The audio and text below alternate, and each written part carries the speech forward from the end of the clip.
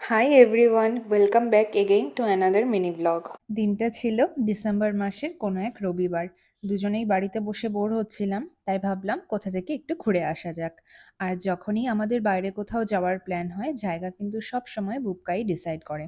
কারণ ও যেহেতু দীর্ঘ 15 বছর থেকে গুড়গাঁওতেই থাকছে, তাই এখানে কোথায় কোন জিনিসটা ভালো পাওয়া যায় সেটা ওর খুব ভালো করেই জানা আছে।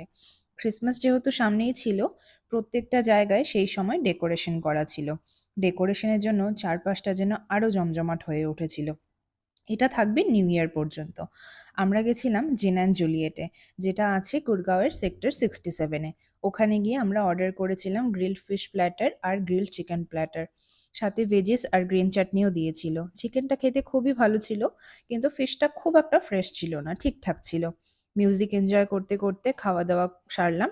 এখন বাড়ি ফেরার পালা। আর সেদিন হয়েছিল নতুন ঠান্ডার প্রথম বৃষ্টি।